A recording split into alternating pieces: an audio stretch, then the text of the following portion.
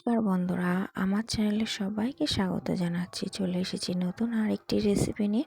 চলুন তাহলে দেখা যাক রেসিপিটা। আজ আমি তোমাদেরকে করে দেখাবো ভেজানো পিঠের রেসিপি। তো অনেকে এটা কাঁচি পোড়াও বলে থাকেন। আমি এখানে 500 গ্রাম মতো আতপ চাল নিয়ে নিয়েছি, 4 ঘন্টা ভিজিয়ে রেখে জল ঝরিয়ে নিয়েছি। তো তোমরা চাইলে ওভারনাইটও ভিজিয়ে রাখতে পারো। চালগুলো ভালোভাবেই ভেজে গেছে। আমি এবারে মিক্সিতে গুঁড়ো করে নিচ্ছি। তোমরা চাইলে দোকানের কেনা গুঁড়োটা ব্যবহার করতে পারো। আমি এখানে বাড়িতেই গুঁড়োটা বানিয়ে নিয়েছি। গুঁড়োটা খুব সুন্দর ঝরঝরে হয়ে গেছে। তো এবার আমি সাজের পিঠে বানানোর জন্য যে গোলা বা ব্যাটার যেটাই বলো না কেন সেটা তৈরি করে নিচ্ছি। ব্যাটারটা বানানোর জন্য আমি এখানে জলটা ভালোভাবে ফুটিয়ে তারপরে ঠান্ডা করে নিয়েছি। তোমরা চাইলে উষ্ণ গরম জলেও ব্যাটারটা গুলতে পারো, কিন্তু সাজের পিঠে বানানোর জন্য যে তোমরা ইউজ করবে সেটা একদমই ঠান্ডা জলে গোলা যাবে না। ঠান্ডা জলে গুললে পরে পিঠেগুলো একদমই ফুলবে না আর শক্ত হয়ে যাবে। যেহেতু আমি এখানে ভেজানো পিঠে বানাবো, সেহেতু পিঠেগুলো আমার খুব যত্ন সহকারে ঠিকঠাক পরিপাটিভাবে তৈরি করতে হবে। দেখো ব্যাটারটা আমি খুব সুন্দর করে গুলে নিয়েছি। খুব পাতলাও করব না, আবার খুব গাঢ়ও করব না। এদিকে লক্ষ্য রাখতে হবে যে ব্যাটারটা যেন খুব পাতলা না হয়ে যায়, আবার গাঢ় না হয়ে যায়। ব্যাটারটা গোলা রেডি হয়ে গেলে আমি 10 মিনিট রেস্টে রেখে দেবো ব্যাটারটা। আমাদেরকে আমি খুব সুন্দর করে দেখিয়ে দিচ্ছি। দেখো হাতা দিয়ে উঁচু করে ঠিক এই ঘনত্বে ব্যাটারটা তোমরা গুলবে। আর সামান্য পরিমাণ লবণ দিয়ে দেবে। এদিকে পিঠে বানানোর যে খোলাটা আমি উনুনে বসিয়ে দিয়েছি।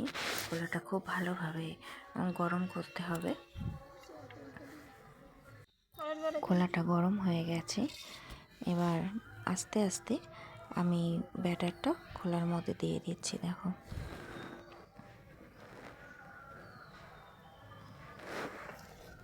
উনুনের যে জালটা মিডিয়াম আঁচে রাখতে হবে। খুব হোটোপাটা করে জ্বালানি দিয়ে জাল দিলে হবে না, তাহলে পুড়ে যেতে পারে নিচের থেকে। আমি খুব ধীরে সুস্থে আস্তে আস্তে জাল দেব। এবারে ঢাকনা দিয়ে আমি ঢেকে দেব। তো ঢাকনাটা আমি ঘুরিয়ে ঘুরিয়ে ঠিক মতো সেট করে দিচ্ছি, যাতে করে বাইরের কোনো হাওয়া ওর মধ্যে না ঢুকতে পারে।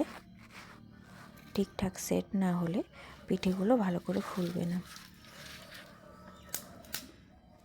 ব্যাটার গোলা যদি আমার ঠিকঠাক হয় তাহলে পিঠেটাও একেবারে সুন্দর হবে। দেখো পিঠেগুলো কি সুন্দরভাবে ফুলে গেছে আর ফুটো ফুটো হয়ে ঝাঁঝরা মতো হয়ে গেছে।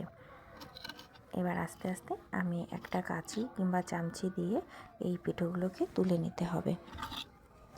এবারে একবারে কিছু পিঠে দিয়ে আমি তুলে নিয়ে পাশে একটু লবণ জল নিয়ে নিয়েছি আর একটা ন্যাকড়া নিয়ে নিয়েছি, যাতে করে ওই খোলাটার ভিতর মানে শ্বাসটাতে যে বাটিগুলো রয়েছে সেগুলো আমি মুছে নিচ্ছি। মুছে না নিলে পিঠেগুলো খোলাতে লেগে যাবে। দেখো তোমরাও এইভাবে বানিয়ে নিও। আমি আস্তে আস্তে কয়েকবার দিয়ে বানিয়ে নিয়েছি। এদিকে পিঠে বানাতে বানাতে আমি দুধটা জাল দিতে বসিয়ে দিয়েছি। দুধটা এদিকে জাল হচ্ছিল আর ওইদিকে আমি পিঠেগুলো বানাচ্ছিলাম। তো আমি এখানে 2 লিটার মতো গরুর দুধ নিয়ে নিয়েছি। দুধটাকে খুব ভালোভাবে ফুটিয়ে নিয়েছি। তো এর মধ্যে দিয়ে দিচ্ছি কয়েকটা তেজপাতা, গোটা ইলাচটাকে আমি ফাটিয়ে নিয়েছি, যাতে করে খুব সুন্দর একটা সেন্ট বেরোয়।